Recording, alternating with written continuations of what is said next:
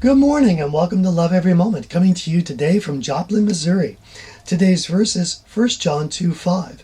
But whoever keeps his word, in him the love of God has truly been perfected. By this we know that we are in him. Now in last week's verse, I have the link right up there. It says, the one who says I've come to know him and does not keep his commandments is a liar. But this week it says, but whoever keeps his word, in him the love of God has been perfected. So I want to hammer that point again about cause and effect. If we think, I need to prove that I love God, so I better start keeping his commandments and all of that. Well, that's what the Pharisees did. That's not how it's supposed to work. It's supposed to work that we fall in love with him to the point where he can have it all and he can be in the driver's seat. From that love relationship, keeping his word will flow naturally. And it'll be easy because it's him doing the work. So, the next thing I want to say is, it says in him the love of God has truly been perfected. And some of us will look at that word perfected and we'll get a bit nervous. It'll give us some pause because we know that we're not perfect. And we say, oh gee, I just sinned today. Does that mean I don't love him? Does that mean that I'm no longer a Christian? I want to get this part out. When we have first said, God, I invite you into my life to run my life. You're the boss. You're my Lord. And it's all out of love. That decision is the most perfect thing we can do as Christians. And when we have those times, those stretches of time in our life, when he really is in the driver's seat and we're in the back seat and we let him control everything in our lives, those times are times of perfection. So yes, we can say there's perfection in our lives. Maybe not 100%, because there's other times when we push God aside and we say, I got this, God, I can do this.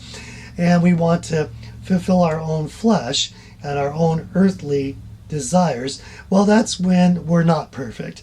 And God has to gently bring us back to the right relationship by letting him have that full control over our lives.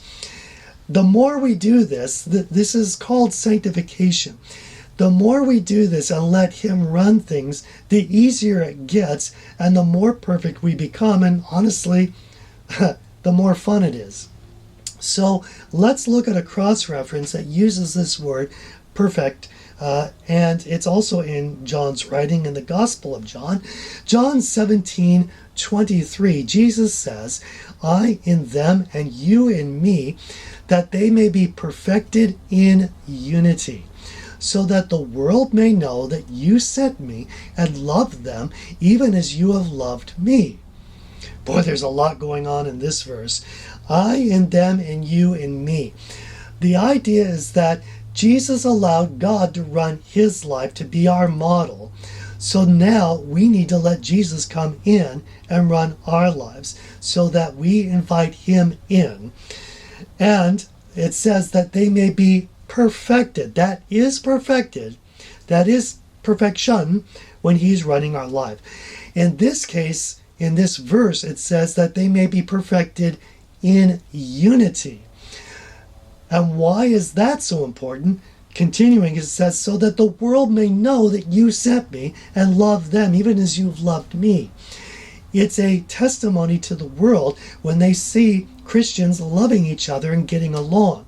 Unfortunately, there's a lot of bickering in the church, not only amongst the different denominations, but within one church in itself.